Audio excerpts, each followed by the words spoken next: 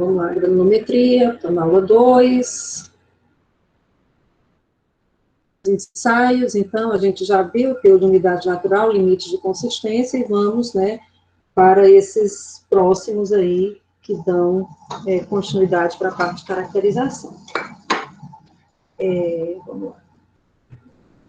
Bom, primeiro ensaio simples também, mas um ensaio extremamente importante para o cálculo, né, das relações peso-volume, índice de vazio, grau de saturação, índices físicos, bem como para utilização em outros ensaios, como ensaio de sedimentação, a gente precisa sair com esse resultado, né, acerca da massa específica dos sólidos. Então, massa específica de um sólido, essa relação massa-volume, né, se eu quiser fazer relativa à água, eu vou ter uma unidade adimensional, tá, e aí vou falar de densidade, não de massa, quando eu fizer referência, né, à água. A gente tem, normalmente, para vocês terem aí com relação aos solos, terem aí valores na cabeça da variação desse parâmetro, eu diria que a gente tem algo aí em torno de 2,6 a 2,8. Uma maneira muito simples da gente identificar a laterização é quando a gente encontra uma massa específica mais alta.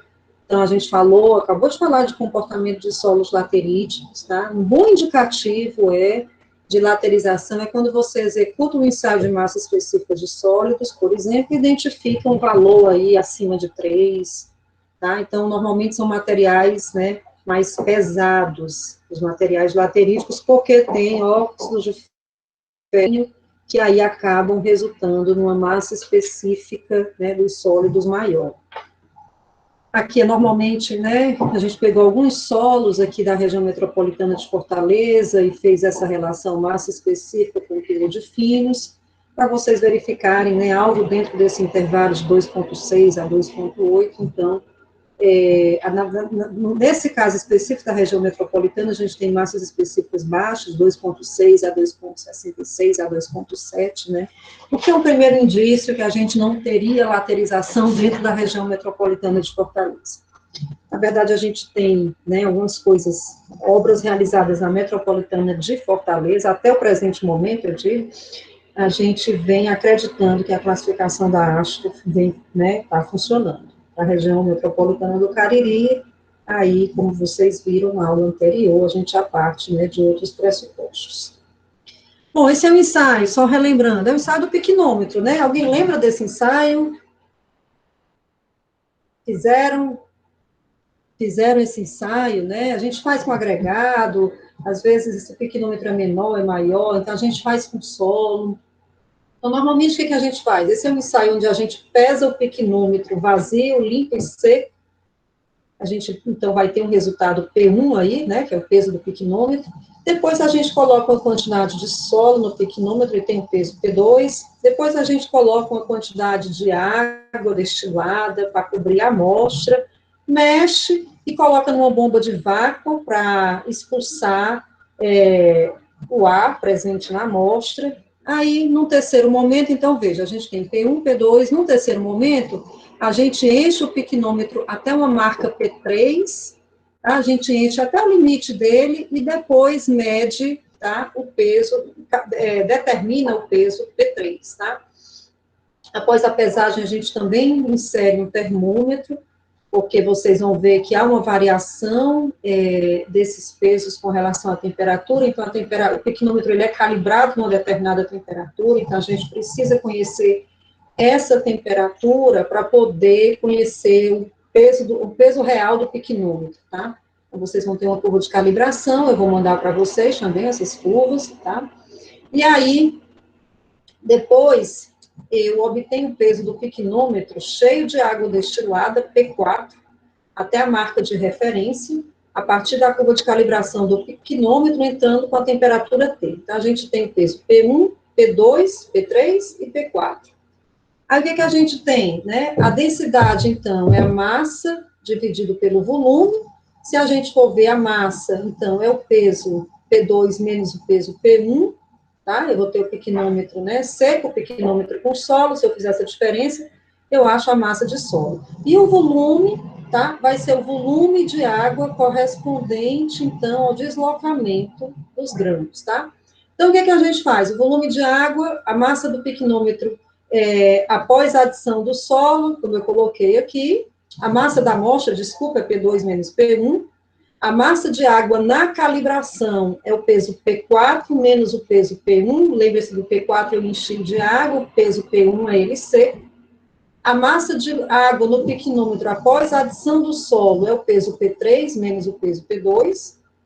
Então, o volume ocupado pelos grãos vai ser a massa de água na calibração menos a massa de água no piquinômetro. Então, por essa relação P2 menos P1, P4 menos P1, menos P3 menos P2, eu determino a minha densidade real. Mais uma vez, né? Vocês vão ter uma planilha onde vocês vão ter todas essas informações, o P1, o P2, o P3, o P4, o que vocês vão fazer, então, é a subtração, tá? E a divisão desses termos para encontrar essa densidade real dos grãos sólidos. Um ensaio simples, mais uma vez, mas necessário para que a gente possa fazer, né, os demais cálculos necessários aí para o solo. No segundo momento, para o cálculo do ensaio, a gente tem que lembrar também que a densidade real, ela vai estar sempre relacionada à temperatura de 20 graus. Então, vocês vão, essa densidade que vocês calcularam, vocês terão que corrigir através de um coeficiente, tá? Que é determinado em norma, tá? Eu vou pendurar a norma da densidade real dos grãos, aí vocês vão ver que em função daquela temperatura que vocês mediram, tá? Vocês vão determinar esse K, e aí vão transformar a densidade real dos grãos, tá? Para a temperatura padrão de 20 graus. Feito isso, né, mais uma vez, um ensaio simples também, bem básico, da área de solos, mais importante, como a gente comentou, vocês vão partir para a granulometria por peneiramento, que aí, mais uma vez, a gente vai precisar desses materiais, da peneira, da série de peneiras, do agitador, das balanças, do almofariz e mão de grau e tudo mais. Tem a abertura das peneiras, que eu já mostrei para vocês na aula anterior, e aqui tem uma curva granulométrica típica, né, para a gente começar a se acostumar, então, com a curva completa. A depender do solo, eu tenho um solo fino, eu não tenho a fração pedregulhosa, muitas vezes, ou muitas vezes eu tenho um solo extremamente argiloso, então o teor de material passado na peneira 200 é muito grande. Nesse caso específico, eu tenho aqui, né, uma fração pedregulho, que é a primeira parte aqui desse gráfico, como eu comentei com vocês, a fração pedregulho é representada pelo material que ficou retido na peneira número 10. Eu tenho aqui os agregados miúdos, eu tenho areia, né, classificada aqui, no caso desse solo, eu tanto tenho areia grossa, quanto areia média, quanto areia fina, tá? Tenho aqui bastante material, né, mais fino, que ficou, então, entre a peneira número 10 e entre a peneira número 200. E o que passou, tá, é silt e argila, tá? Então, a gente vai ter aqui como característica, né, o limite da peneira número 200. Então, se vocês forem ver, tá, a gente tem um saltozinho, dá para perceber que eu tenho um saltozinho nesse gráfico, né? Esse saltozinho, tem muita gente que diz, a tua curva granulométrica está errada. Eu disse assim, não está não, porque isso aqui é um defeito do ensaio mesmo, né? Isso aqui simplesmente é a transição entre o peneiramento e a sedimentação. Algumas pessoas suavizam essa transição com a curva IS, mas eu já prefiro mostrar basicamente como é que o material se apresentou, porque se um ensaio de sedimentação, né, não tiver sido muito bem feito, você vai ver um salto maior. E muitas vezes não é nem questão de ser bem feito ou não, é que o material, quando o material é muito fino, a gente vai ter esse degrau mais aparente. E aí, se você não corrige, tá, esse defeitozinho, que não é defeito, é realidade, vai aparecer na configuração da tua curva granulométrica. Então, vamos para frente. É muito importante a gente conhecer, né, as curvas granulométricas, o formato dessa curva granulométrica é importante a gente tirar partido desse formato. Vocês vão ver, por exemplo, bases estabilizadas granulometricamente, a gente vai trabalhar com materiais bem graduados, com a curva IS, que é essa curva aqui mostrada do lado esquerdo, né, onde eu tenho grãos em diversos tamanhos, eu passo a ter um intertravamento maior entre esses grãos, tá? Então, é típico de uma curva S, vocês vão lembrar S de Sueli, tá? curva bem graduada. Bom, tem alguns materiais, tá, que eu faço a granulometria e vocês vão ver esse patamar, tá, na curva granulométrica. Quando aparece esse patamar, isso é sinal que falta determinada granulometria no meu solo, tá? Então, nesse caso específico, vocês estão vendo, eu tenho grãos maiores, menores, e aqui, intermediários, está faltando, né, alguma coisinha. Eu posso modificar essas granulometrias, né, vocês vão ver. A gente trabalha com bases estabilizadas, a gente mistura solos exatamente por quê? Porque a gente tenta obter uma curva bem graduada. Embora, mais uma vez, quando a gente fala de misturas asfálticas, vocês devem ver isso, né? Para cada tipo de mistura, né? Você tem uma curva granulométrica característica do agregado, por exemplo. Eu tenho aqui um solo muito uniforme, tá? Por exemplo, um solo, um agregado, tá? Então, a gente vê esse aspecto da curva mais em pé, significando, né, quando eu tenho esse formato de curva mais em pé, isso significa que os meus grãos, né, são praticamente, a depender, mais uma vez, desse aspecto, são grãos que apresentam o mesmo tamanho. Então, isso é importante, a gente achar o aspecto da curva granulométrica, porque, mais uma vez, né, frisando, a depender do tipo de serviço, eu vou selecionar uma curva granulométrica do tipo graduada, do tipo uniforme, mais uma vez, cada serviço eu vou ter uma faixa granulométrica, tá, que vai me permitir o uso desses materiais na área de pavimentação. Então, mais uma vez, serve para solo e serve para agregado. Aqui eu tenho os 3 tipos de curva, né? A curva 1 seria qual? A bem graduada, a mal graduada ou a uniforme? Tem a 1, observe a 1 tem esse formato, a 3 tem esse outro formato, né? E a 2, quem é a 1? É o quê? Bem graduada, mal graduada? O que vocês arriscam? Graduada. A 1, né? A 2 seria o quê? Ó, o patamarzinho aqui, né? Seria aberta. Aberta, e a 3, a uniforme. Isso? Perfeito. Aí tem os parâmetros, tá, de tipos de curva granulométrica, né, a gente pode determinar os coeficientes de não uniformidade, vocês vão ver na literatura coeficiente de uniformidade ou não uniformidade, que é o quê? O D60 dividido pelo D10, o que é o D60? É o diâmetro correspondente a 60% que passa né, na curva granulométrica. Então, eu vou lá, por exemplo, né, sei lá, numa curva granulométrica, vamos ver aqui 60%, eu vou aqui 60%, e vou determinar qual é o diâmetro correspondente a esse percentual de 60% que passa. Então, com isso, eu acho o meu D60. O D10, eu vou aqui na curva granulométrica, tá? Para 10% passado, eu vou seguindo até encontrar, e eu acho aqui o diâmetro correspondente a 10%. 30% é o mesmo raciocínio. Então, isso me permite determinar se o material ele é uniforme, é não uniforme, e vocês vão ver que na literatura tem alguns limites. Ah, o material é bem graduado quando o coeficiente de uniformidade ou não uniformidade, né? Vocês vão achar essa literatura maior do que 3, ou o coeficiente de curvatura varia aqui de 1 a 3. Então, isso é uma coisa importante, um conceito, mais uma vez, que ajuda na seleção do melhor material. Eu coloquei aqui um exemplo, tá? Tá meio fora, porque diz respeito ao agregado, mas só para chamar a atenção que, às vezes, a curva granulométrica de um material, ele pode dar informações prévias importantes acerca do uso daquele solo. Nesse caso específico, por exemplo, tem um parâmetro muito importante que a gente trouxe, na verdade, para o Brasil, era um parâmetro internacional e que a gente usa para fazer dosagem, por exemplo, de tratamento superficial. Tratamento superficial é um tipo de revestimento asfáltico esbelto, por exemplo, onde praticamente eu tenho agregado e ligante construído na pista. Mais para frente a gente vai falar sobre agregado, né, sobre esses tipos não nessa disciplina, talvez na próxima, né, de pavimentos alternativos, onde a gente foca nos revestimentos delgados. Vocês vão ver que a gente tem uma linha só com delgados. Por quê? Porque os tratamentos superficiais, principalmente aqui no estado do Ceará, nos estados do Nordeste, eles são preferência para a construção de rodovias, tá? O Lucas está botando TSS, TSD e TST, exatamente. Então, Nesse caso específico, olha que coisa interessante, uma coisa bem simples que a gente tira de uma curva granulométrica. Para tratamento superficial, quanto mais uniforme for o meu material, melhor.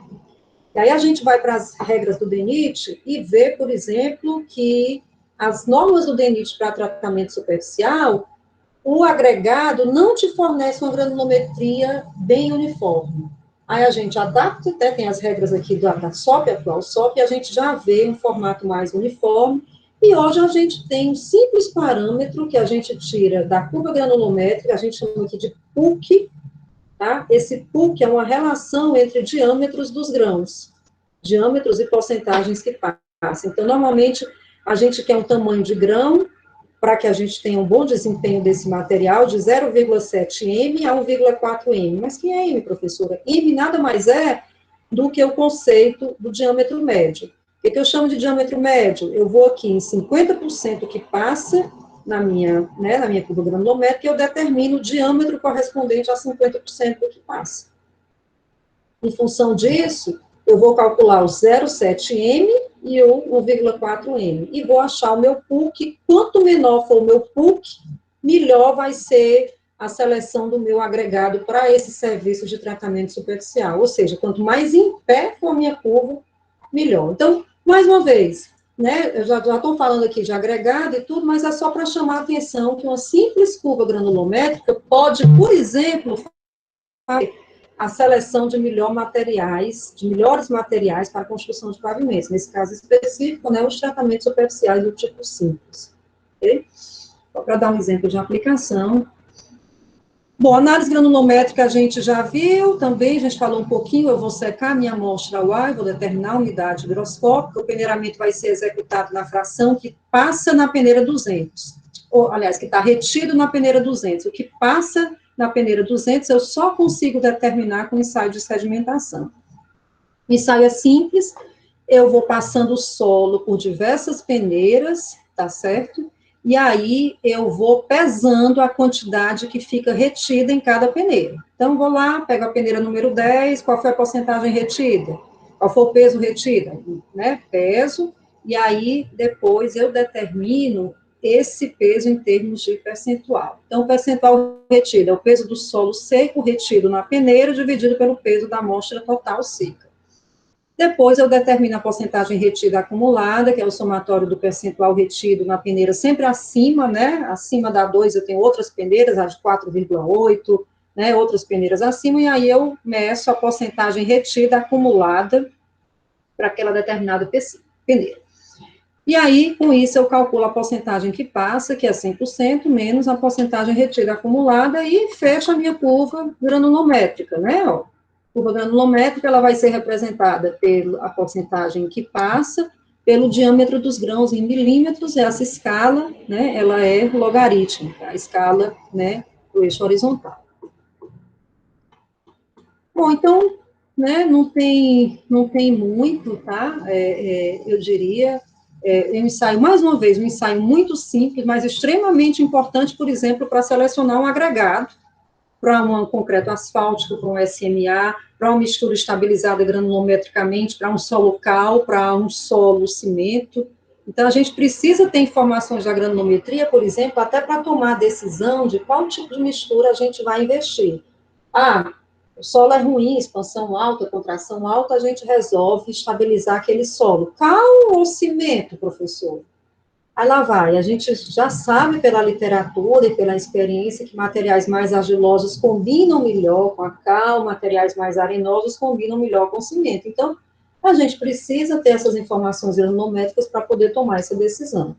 E muitas vezes, para poder, o material, vocês vão ver que para bases e subbases, a norma do DENIT vai fazer com que os materiais pertençam a determinada faixa granulométrica, e essa faixa granulométrica, ela é estabelecida como contínua. E, às vezes, o material não está encaixado dentro da faixa, e é através da granulometria que a gente vai definir os teores de componentes que vão ser misturados. Então, eu vou ter o material A, que vai se misturar com o material B, por exemplo, no percentual de 70-30, para eu poder encaixar esse material dentro de uma faixa granulométrica que é requerida pelo DENIT, tá? Bom, aí vamos ver o cálculo, né? Às vezes as pessoas se atrapalham um pouquinho, porque vocês vão ver que tem uma consideração importante. Lembre-se que, quando eu levei o material para o laboratório, eu deixei ele secando ao ar, não foi isso? Coloquei, trouxe ele do campo, espalhei aqui numa bandeja e deixei secando ao ar. Então, vocês vão ver, as pessoas às vezes se atrapalham nesse passo. O agregado graúdo, aquele material que está retido na peneira número 10, ele é considerado seco, tá certo? A gente não mede a umidade desse material, a gente mede a umidade do que está abaixo da peneira número 10.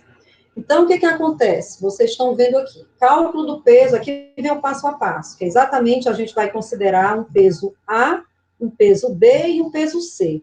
O peso A é o que está retido na peneira número 10, tá certo? E a gente considera seco.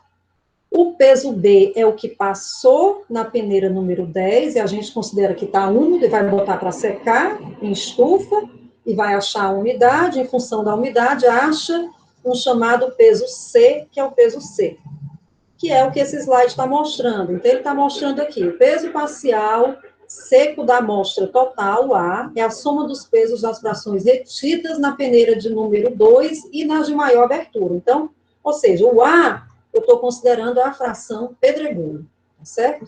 Quando eu vou para B, aí o que acontece? Eu já vou determinar o peso da fração que passa na peneira de 2 milímetros. Seca o A, mas que ainda tem umidade dentro dela. E a gente vai precisar, tem a chamada umidade higroscópica, e eu vou precisar secar para poder determinar o peso da minha amostra seca. Então, normalmente, sei lá, digamos que eu tenho 1 quilo de solo, 1.000 gramas de solo.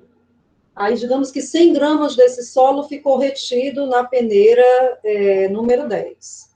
Então, eu vou pegar 900 gramas e vou analisar, tá, na peneira abaixo da 10, né? Peneira de 2 milímetros. E aí, quando eu vou calcular o peso da amostra, tá, eu vou secar esses 900 gramas. Então, sei lá, vai que eu sequei e descobri que 10%, eu tenho 10% de teor de umidade. Então, se é 900, 10% vai dar 90, significa o quê? Que eu vou ter 810 gramas de material seco. Então, eu tenho 810, com mais 100 que ficou lá na peneira, que ficou acima da peneira número 10, vai dar 910 gramas. Então, 910 gramas é o peso seco da minha amostra total. Tá, por que eu estou falando isso? Porque a gente vai precisar dessa conta, por exemplo, para fazer ensaio de sedimentação. Quando eu faço um ensaio de sedimentação, eu faço um ensaio de sedimentação no material que passou na peneira número 10. Mas eu tenho que entender, pode ser que se 100% passar na peneira número 10, ótimo. Mas pode ser que alguma coisa tenha ficado aqui retida na peneira número 10, e aí eu tenho que considerar esse percentual que ficou lá na peneira. Então, aqui eu estou falando do peneiramento, mas a gente vai já levar isso para a sedimentação. Oi? Não seria peneira 200, não, sedimentação? Eu Seria falei... a partir da 10? Não, porque a gente faz a sedimentação no material que está passado na 10, tá certo? Você vai ver que no final do ensaio, o que a gente vai fazer? A gente vai usar a peneira 200, vai jogar o material lá dentro e vai fazer o peneiramento do que ficou na 10, que é o que a gente chama de granulometria conjunta, tá certo? Vou já explicar, né? Mas, na verdade, a sedimentação, mais uma vez, a sedimentação, ela vai medir o silt e a argila, tá certo? Mas depois eu vou completar, porque eu vou ter que ter a granulometria completa do meu solo. Então, eu vou ter que ter a granulometria que está acima da 10, abaixo, eu vou fazer exatamente isso, eu tenho que determinar a quantidade de agregado graúdo, a quantidade de agregado miúdo e silt e argila. Só que o peneiramento só me permite achar a curva granulométrica do agregado miúdo e do agregado graúdo. Quando eu faço só o peneiramento, ela morre aqui na peneira número 200, ela não aparece completinha, né, ó, vou lá pegar aqui a figurinha. Ó, essa aqui está completa. Se eu fizer só o peneiramento, ó, acaba bem aqui o ensaio. Você só tem a informação do que passou na peneira 200, você não tem esse rabinho da curva, né? Então, é só a sedimentação que vai me permitir medir esse rabinho da curva, tá certo? Então, fechei mais uma vez, peneiramento é só até aqui. É tanto que vocês veem no trabalho, às vezes as pessoas, por algum motivo, não vão precisar do ensaio de sedimentação, só para enquadramento em faixa granulométrica e não fazem a sedimentação, tá certo? Então, vamos voltar lá. O peneiramento, mais uma vez, gente, é muito simples, só tem que ter cuidado com esse detalhezinho, quando eu tenho um agregado graúdo, que às vezes a gente vê nas planilhas, porque a pessoa esquece desse detalhe, né, do agregado graúdo, que é considerado seco, tá? E aí, então, eu tenho o A, eu tenho o peso B, tá certo? O peso úmido é o peso B mais o peso A, né? É o que ficou retido na peneira 200, na peneira número 10, desculpa, e o que passou na peneira número 10. E depois o peso C é eu pegar o B, que é o material mais fino, agregado miúdo, e calcular o seu teor de umidade. É tanto que quem é o peso seco? O peso seco é o peso A, que é considerado C, retido na peneira número 10, e o peso C, que é o que passou na peneira número 10, descontado a umidade. Tá? Então, tem muita gente que esquece desse detalhe e entra só com o valor C, por exemplo. Tá? Então, com isso, eu tenho minha curva, ó, esse rabinho da curva, peneira 200, mais ou menos por aqui, 0102, não, desculpa, 0074, tá mais para cá, né? Ó, esse rabinho da curva, eu determinei na sedimentação. Bom, apesar de ser um ensaio simples, a gente tem que estar de olho, tá? Por quê? Porque às vezes essa malha, principalmente as mais finas, essa tela, né, ela quebra, tá? E aí o material, você acaba tendo problemas aí na tua granulometria, porque não prestou atenção. Isso é muito comum acontecer na peneira 200, por exemplo, que a malha é muito fina, então você não pode botar um peso muito grande, porque aí essa malha vai quebrar e aí ela fura e começa a derramar, né, a descer mais material do que deveria. Presença de torrões não desmanchados, muitas vezes o povo não quer gastar muito tempo ali com almofariz em mão de grau, e aí o material fica aglomerado e ninguém quer aglomeração, nem no solo e nem aí nas festas, tá? Nada de aglomeração. Então, a gente tem que desaglomerar isso com almofariz em mão de grau, fazendo um serviço bem feito. Muitas vezes você não vibra as peneiras no tempo adequado, tá? Então você tem que vibrar, eu sei que é chato, fica ali, mas tem que vibrar, e muitas vezes tem que desentupir essas telinhas, as mais finas principalmente, uma tela maior como essa não dá problema, mas uma fininha de lá, né, como essas que estão mais para trás, elas facilmente entopem, então a gente tem que ter um cuidado, passar uma escovinha. Enfim, quem está pesquisando, gente, a gente que está numa área de pesquisa, a gente tem que ser o mais metódico possível, porque às vezes, sabe, uma diferença de teor pode mudar completamente o resultado da nossa pesquisa. Ah, a gente falou ali da classificação da Astor, né? 35% é o que vai separar solos granulares de solos siltosos e argilosos. E às vezes dá 35,5%, está no limite. Tá? Então, aí a gente fica, né, tendo esses cuidados e essas preciosidades aí para poder classificar direitinho o nosso material. Aqui vem as aplicações, tá? Então, eu uso granulometria para classificar solos, como a gente já viu, e eu uso também para enquadrar em faixas granulométricas do DENIT. Vocês estão vendo a faixa A e a faixa... Isso aqui é para base e subbase estabilizadas granulometricamente. A faixa A do DENIT é uma faixa de grãos maiores, a faixa F é a faixa mais fina, então essa granulometria, para ela ser empregada, tá? Ela tem que se encaixar numa dessas faixas do DENIT, certo? As faixas do DENIT são convencionais, vocês estão vendo que a própria faixa, ela limita a quantidade de finos da minha mistura. Olha aqui a faixa A. A faixa A permite um uso, isso aqui é a peneira 200, tá? Você está vendo que isso aqui só vai até o peneiramento, eu não tenho a sedimentação. Faixa A, por exemplo, eu tenho um limite aqui, sei lá, de 2 a 8%. Então, é o máximo de finos que pode conter. Por quê? Aí lá, vamos pensar lá na nossa primeira aula, né? Porque eu tento não colocar finos na minha mistura, porque fino, convencionalmente, não vai me dar um bom comportamento. Faixa F, eu teria aqui um limite inferior em torno de 10 até mais ou menos 25, que é a faixa mais fina. Então, em tese, ou seja, para o DENIT, convencionalmente, eu só poderia utilizar um material no máximo até com 25% passado na peneira número 200. E aí, o que eu vou dizer para vocês? Mais na frente a gente vai ver isso. Às vezes a gente tem material com 100% passado na peneira 200 e que tem sido empregado embaixo de pavimento, debaixo do lume de tráfego, tá? Aí, mais uma vez, fugindo das regras, né? Bom, aí vamos falar aqui da sedimentação. A sedimentação, A norma que vai reger esse ensaio é a DNR ME 0594, DNR é o atual DENIT, antigamente, né, o nome era Departamento Nacional de Estradas de Rodagem, hoje mudou, hoje sim, esse aqui. Então, o que acontece? Quando eu tenho um material muito fino, tá, o material muito fino, ele fica em suspensão durante muito tempo. Vocês estão vendo aqui que eu tenho uma proveta, ó. O material mais graúdo, o pedregulho graúdo, o miúdo, ele rapidamente cai, né? Se eu jogar um pedregulho dentro d'água, ele rapidamente atingiu a base da minha proveta. Já o material mais fino, ele demora muito a cair. Por isso que o ensaio dura 24 horas. Então, e aí eu já não posso usar o peneiramento convencional, até porque a peneira só vai até a 200. A gente até tem uma peneira 400, que é uma peneira de 37 micras, menor do que a peneira 200, né? Mas, enfim. Mas a gente realmente tem que fazer a sedimentação para poder pegar esses materiais que ficam em suspensão durante muito tempo. É a chamada poeira, né? Fica, né? Eu costumo sempre comentar isso, que o ideal seria que a gente varresse a casa sempre com a vassoura e um pano molhado, né? Lá vai eu falar de casa, não é assim que eu faço. Com o pano molhado, porque no momento que eu varro, tá certo? Sem o pano molhado, o que acontece? Eu levanto a poeira. E aí, no que eu levanto a poeira, como a poeira é muito fininha, tá? Quando é no final da tarde, eu passo o dedo nos meus móveis, ele vai estar sujo de novo. Ele está sujo de novo porque, claro, tem a sujeira do dia a dia, mas tem aquela sujeira que ficou em suspensão durante o dia, que foi agitada por mim muito cedo da manhã, dando as vassouradas aí na minha casa.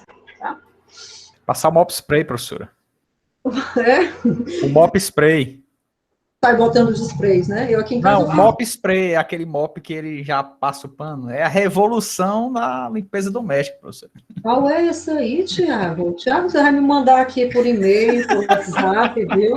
Eu acho que vai ter uns anexos da aula, que são as observações de Tiago. Eu acho, olha, você vai mandar, porque eu tenho um vídeo gravado, né? Você vai mandar já como é que eu mudo, esse passo a passo que você me deu, que eu já esqueci tudo, eu já disse que a minha memória hoje ela é volátil. Quando eu tinha a idade de vocês, eu tinha todos os números na cabeça. Telefone, eu não sei nem o telefone dos meus filhos, vocês acreditam? Porque a memória já não cabe mais. Né? Ou eu não quero mais aprender, acho que é isso, acho que eu não quero mais aprender. Mas isso aí eu tenho interesse, viu? Assuntos domésticos muito me interessam, porque pode facilitar a minha vida, né? Enfim. Aí o que acontece? Então, a gente usa a lei de Stokes, né? Que é para tentar medir esse diâmetro dos grãos. É sempre uma aproximação, tá, gente? A lei de Stokes, o que ela diz? Que a velocidade de queda de uma partícula esférica, a nossa partícula do solo nem sempre é esférica, tá certo? Ela pode ela pode ser alongada, subalongada, mas, enfim, a gente considera que é esférica para poder seguir uma lei, né, física. Então, eu tenho a velocidade, o que ele diz? Né? O Stokes diz que essa velocidade é igual a 2 números, como vocês estão vendo, a densidade, peso específico dos grãos, peso específico da água, dividido pela viscosidade do líquido, tá? E é proporcional ao diâmetro dessas partículas. Aí, o que a gente faz, né? Quando a gente calcula, eu pego essa fórmula, determino o diâmetro, né, que é essa formulinha de baixo, transformando aqui para o sistema internacional, eu tenho a mesma expressão, só que a velocidade está desse lado aqui agora, né? Aí a gente vai calcular, tá certo? A velocidade de queda dessas partículas. Então, velocidade é espaço dividido por tempo. Na verdade, a gente vai ter o espaço e a altura de queda das partículas. Então, a gente vai pegar a altura de queda e vai dividir pelo tempo específico, tá? Para aquela altura de queda. Então, vocês vão ver que o ensaio de sedimentação, a gente vai fazendo diversas leituras. A gente tem leituras aí com 1 minuto, 2 minutos, 4 minutos, 15 minutos, 30, até que a última leitura é 24 horas depois. Esse é sempre um problema que a gente tem, por exemplo, a gente faz um ensaio 4 horas da tarde, o aluno tem que vir 4 horas da manhã para o laboratório. Dá uma confusão doida. Normalmente dá confusão. Normalmente, sedimentação é um ensaio que a gente tem que puxar de manhã bem cedo. Puxar uns 7 horas da manhã para poder fazer a última leitura 7 horas da noite, para não dar complicação, tá? Porque tem esse detalhe das 24 horas. Então, voltando. Material para fazer o ensaio de sedimentação, eu preciso de um densímetro, tá? Calibrado, né? E a gente tem maior ciúme do mundo dos densímetros, vocês vão ter uma norma específica só para calibrar densímetro. O Tiago, que está montando laboratório aí, né? Provavelmente deve ter comprado e vai gastar um tempinho calibrando densímetro de laboratório, como que nem calibrar piquinômetro, a gente tem que fazer todas as calibrações, né? E aí realmente tem que dedicar um tempinho. Uma proveta graduada, com capacidade de 1.000 centímetros cúbicos, um dispersor, balança, termômetro, cronômetro, estufa, defloculante. A gente usa sempre um defloculante, normalmente hexametafosfato de sódio ou carbonato de cálcio, que é para desaglutinar, tentar ajudar na desaglutinação, na aglomeração das partículas mais finas, tá? Enfim, acho que é isso aqui que ele está mostrando, né? Em razão da tendência das partículas de solo fino aglutinarem-se, eu uso uma solução de defloculante. Silicato de sódio, carbonato de cálcio, hexametafosfato de sódio, hexa é mais comum nos laboratórios. E aí, eu não vou entrar no mérito, mas vou só deixar como informação. Tá? Muitas vezes, se eu mudo o defloculante, a minha curva granulométrica muda um pouco. Sabe? Então, é aquela história, eu quero que dê, aí não é que a gente vai acochambrar dados de laboratório, mas eu quero que esse material tenha 20% de argila. Eu fiz com hexametafosfato, não deu. De repente, se você tentar outros defloculantes, vai dar. Então, tem uma pesquisa de mestrado antiga que faz exatamente isso, né? Mede vários, faz ensaios de sedimentação com vários defloculantes. Enfim, né, isso é só para vocês ligarem as antenas, mas a gente costuma fazer com hexametafosfato e não vai, dependendo da pesquisa, se eu não estou analisando sedimentação, eu não vou fazer essa brincadeira com vários defloculantes diferentes. E aqui vem os materiais, então, tá certo? Vem o densímetro, né, que é esse, né, esse que tem um bulbo aqui, tá certo? E tem uma escala para fazer medidas. Vocês estão vendo um termômetro, aqui eu tenho um copo de espessor e tenho aqui a minha proveta. Aí tenho vários materiais, vou precisar também dos mesmos materiais para o peneiramento, porque se eu considerar que vou fazer a sedimentação completa, eu vou fazer a sedimentação e depois vou traçar a curva granulométrica do material que passou na peneira número 10, e aí vou fazer granulometria, que é a chamada granulometria conjunta, por peneiramento ou por sedimentação. No ensaio de sedimentação, então, vem aqui mostrando passo a passo, certamente vocês fizeram isso no laboratório, então você pega, né, coloca uma solução dentro de um becker, coloca o solo aqui dentro, depois passa essa solução com um copo de espessor, com liquidificador, deixa batendo durante 15 minutos, depois, que é para poder agitar essas partículas, deixar elas o máximo possível em suspensão, passa rapidamente para uma proveta, completa aqui os 1.000 ml, e aqui vocês estão vendo, né, o técnico fazendo a agitação, e é com a mão, tem que ter uma mão grande, se for uma mão pequena, as meninas, então, o problema é que a mãozinha pequena, aí, uma abarca direito aqui a boca da proveta, e derrama, e tem que começar tudo de novo, e a gente tem que ir atrás de uma pessoa que tem uma mão maior, né, isso às vezes acontece. E aí vocês estão vendo ele aqui, o técnico, né, então, mexendo essa solução, e aí coloco ela numa bancada, tá? E vou fazendo as leituras com o meu densímetro. Eu sempre deixo do lado uma proveta com água, e quando posso, né, que são para as leituras mais espaçadas, a gente deixa o densímetro descansando na água. Aqui já é o final, aquilo que vocês me perguntaram, né? Professora, mas a gente vai fazer o peneiramento do material que passou, que ficou retido da peneira 200? Sim, aí lá vai, isso aqui mostra. Quando terminou o ensaio, eu já medi, eu já fiz todas as medidas densimétricas, né? E já calculei a velocidade de queda dessas partículas mais finas. Claro, aí lá vai. Quanto mais fina for a partícula, mais ela vai demorar para cair, tá? E aí, no final, no outro dia, o que eu faço? Eu pego a proveta, isso aqui é uma peneira 200, tá certo? Eu verto essa proveta sobre a peneira 200 e o material mais graúdo, tá certo? Miúdo, né? O agregado miúdo, ele vai ficar retido aqui na peneira 200. E aí eu levo para uma estufa, seco e no outro dia faço o peneiramento. Então, com isso, eu junto as duas partes, tanto o peneiramento quanto a sedimentação. Então, o que vocês estão vendo aqui, no outro dia, tá? Você vai lá e mede, então, esse material retido na peneira número 200, que ficou retido na peneira número 200, mas que passou na peneira número 10, porque o ensaio de sedimentação é feito com o que passou na número 10. Lembrem-se que o que está retido na número 10 é aquele azinho que a gente mostrou, que é considerado seco e que eu faço um peneiramento mais graúdo, tá certo? Então, a sedimentação é o peneiramento miúdo, do agregado miúdo, tá? E do agregado fino, porque vai ser determinado pelas leituras densimétricas. Ok, gente? Entendido aqui? Professora, só confirmar qual é essa peneira que ele usa para passar o material da sedimentação? Ele usou a peneira 10, para o que passa na peneira 10, a gente faz a sedimentação. E aí, nesse caso, qual é a peneira que usa? Pronto, então, veja lá, primeiro, né? O que passa na peneira número 10 vai para a sedimentação. Então, ou seja, se ele foi para a sedimentação, você sabe que tem partículas entre a 10 e a 200, não é isso? Sim, certo. Não é isso? A mais fina, mais uma vez, vai cair 24 horas, 8 horas depois. Aí, no final, o que aconteceu? No final, isso aqui é a peneira 200. Acima dela tem a 10. E aí, o que ficou retido na peneira 200, eu já sei que passou na peneira número 10, que o ensaio é feito com o que passa na número 10, tá certo? Aí eu vou secar e vou peneirar. E aí eu tenho a parte que está entre a 10 e a 200. Deixa eu botar aquela figurinha aqui. Ó, pronto, ó, tá aqui, né? Não, essa aqui. Ó, então lá vai, o agregado graúdo. Peneira número 10 é o A, não é isso? Então, eu faço esse ensaio do agregado graúdo com outra série de peneiras maiores.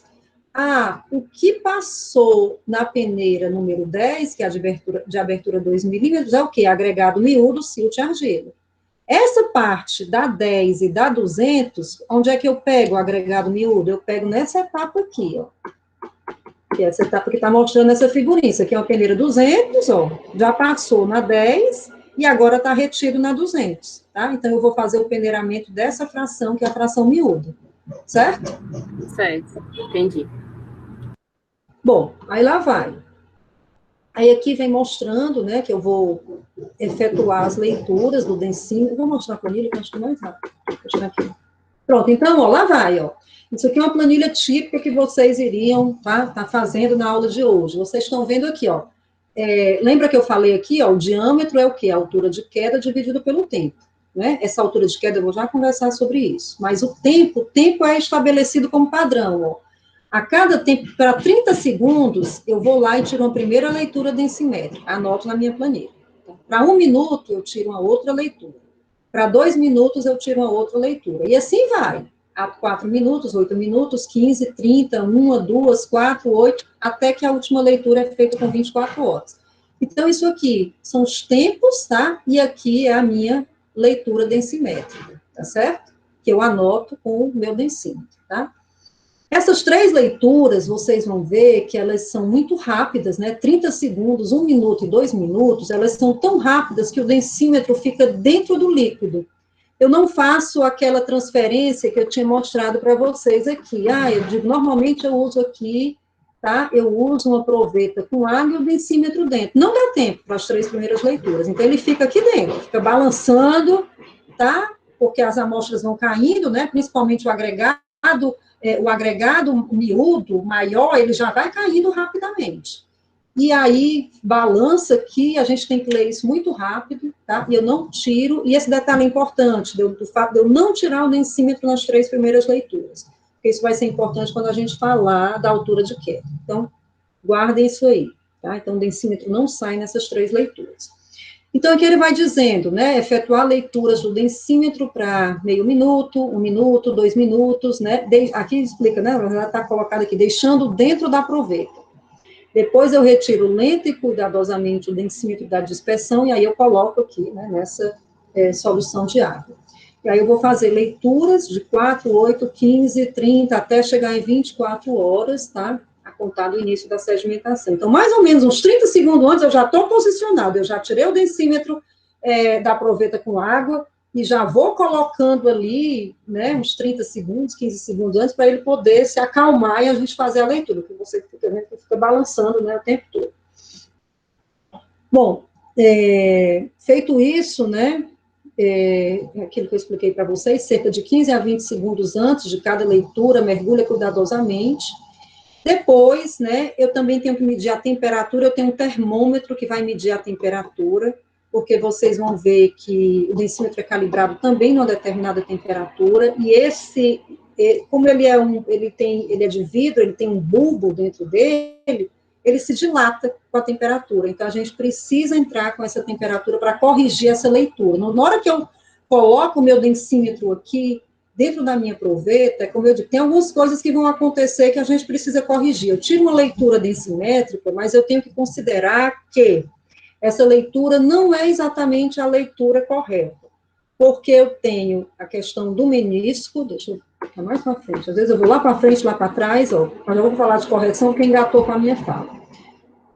Eu faço a leitura aqui em cima, que é o que a norma manda, tá? Mas eu tenho que considerar aqui o menisco, tá? Então, a gente vai ver que a gente vai fazer uma correçãozinha do menisco, tá? Que é padronizada. Então, leitura densimétrica, eu tenho que corrigir o menisco.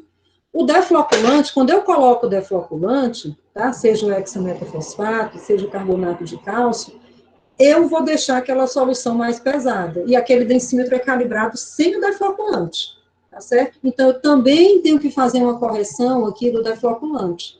E aí vocês vão ver que, a depender do tipo de defloculante, eu tenho uma correção que vai ser feita. Aqui, eu acho que é o hexametafosfato, que aqui é a concentração típica, né? Acho que para 1000 ml eu uso 45,7 gramas, tá certo? Eu acho que essa conta que está aqui, eu acho que é para o hexa, acho, tá? Não tenho certeza que esses números não estão na cabeça, não.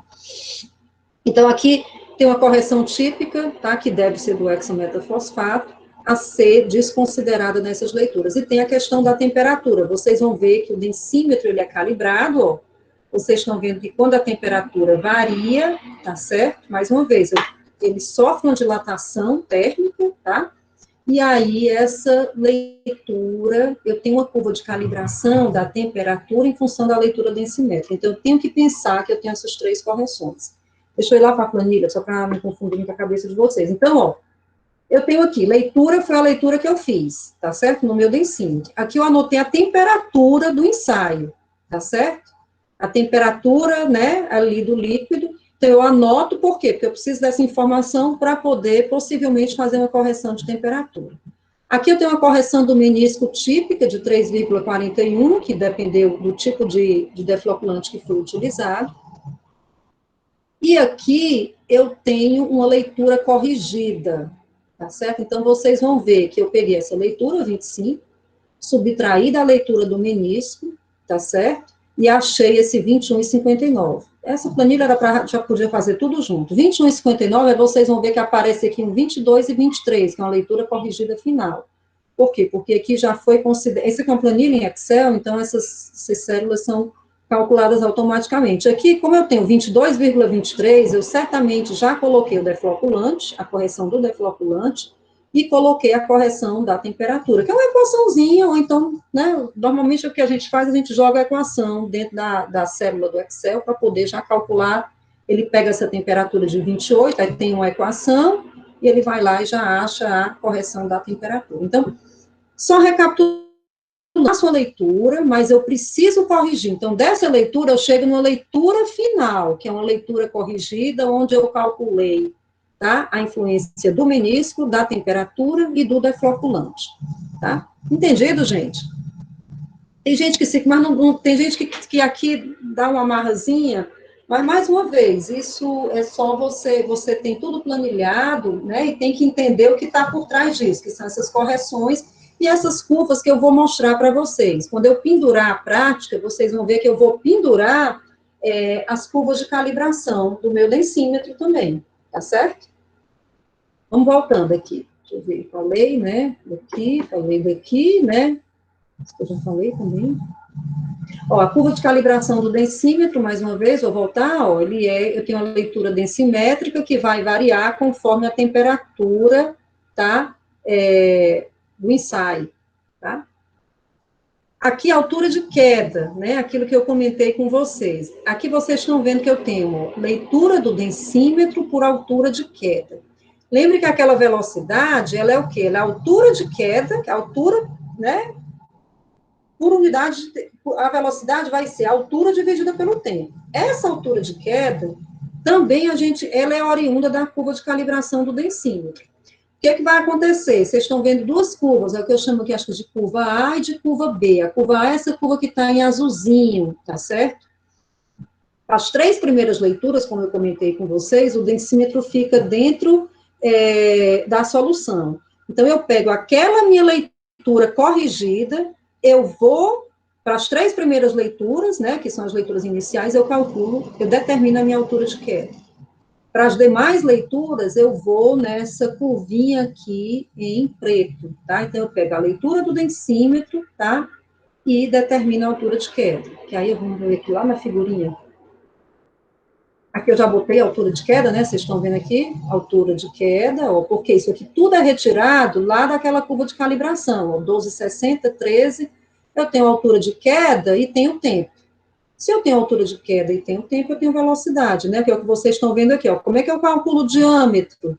1.800 vezes N, que é a viscosidade, né, do líquido, da água, no caso, menos a densidade real dos grãos, que a gente já fez lá atrás, no ensaio anterior, densidade da água, o Z, que é a altura de queda, que é o espaço que a partícula, né, para aquele determinado diâmetro percorreu, dividido pelo tempo. Então, aqui eu calculo o meu diâmetro dos grãos. Deixa eu voltar aqui. Talvez não segue exatamente, vou falando, meu raciocínio vai acompanhando o que está aqui. Então, ó, isso vai mostrar um pouquinho aquilo que a gente conversou, então, ó. O diâmetro Z sobre T, ó, então, a partículazinha B, no tempo zero, ela está bem aqui em cima. Depois que passou um tempo D, ela percorreu esse espaço que eu estou chamando Z de T, tá certo? Num determinado tempo. Com isso, eu determino a velocidade. Então, o que que acontece? Tá? Vocês estão vendo que para esse pontinho aqui, tá? O que que acontece, né? Para aquele determinado tempo, as partículas que têm dimensões inferiores a B vão continuar em suspensão, não é isso? E as que têm diâmetros igual ou superior, elas vão caindo. Não é isso? Tá? Então, ó, aí lá vai. Então, eu calculo aqui o diâmetro por essa expressão, que a gente já viu, que é função da lei de Stokes, em função da altura de queda, que é uma curva de calibração, em função do T, que é padrão, tá certo? E aí eu já tenho o diâmetro, tá? Aí vamos para a porcentagem que passa. As porcentagens que passam, aí lá vai. Porcentagem que passa com diâmetro inferior àquele, para cada diâmetro que eu vou medir, tá certo? Que eu vou determinar, eu vou ter uma porcentagem correspondente. Então, aqui, o que vai acontecer? Aí tem a relação, que é um alfa. Quem é esse alfa? É a porcentagem de material que passa na peneira de 2 milímetros. Que é onde eu comentei com vocês que normalmente as pessoas esquecem daquele percentual que ficou retido na peneira. Cadê aqui? Ó, lembre-se o quê? O agregado graúdo foi considerado seco. Então, eu tinha, por aquela história que eu tinha comentado com vocês, eu tinha 1 quilo de material, tá certo? E aí, quando eu fui fazer o ensaio do agregado miúdo, eu peguei 100 gramas desse material, mas eu tenho que pensar que parte desse material, tá? Ele pode ter ficado retido na peneira número 2, na peneira número 10, desculpa. Então, esse percentual, tá certo? O material que eu estou analisando, que tem dimensões inferiores a 2 milímetros, não quer dizer que é 100%, porque eu tenho que considerar o que ficou retido na peneira número 10, tá certo? Então, essa continha a gente precisa fazer, tá certo? Então, não é... Se o material passar 100% na peneira número 10, ótimo, tá certo? É 100%, mas pode ser que eu tenha 97% passando na peneira número 10. Então, esse 97% é o que vem para cá. Por quê? Porque o ensaio só é feito com o material que passa na peneira número 10, ó, porcentagem de material que passa na peneira número 10, ou de abertura nominal 2 milímetros, tá certo? Então, eu tenho o alfa, e aqui eu tenho a relação entre as massas específicas das partículas, entre a leitura corrigida, tá certo? E entre o peso seco do solo utilizado para o ensaio de sedimentação. Aí vou, né? Aí tá aqui a planilha. Então, eu tenho tempo, que é padrão, a leitura que vocês vão retirar, a temperatura, essas 3 colunas, né, vocês vão preencher dentro do laboratório, o resto vocês vão calcular.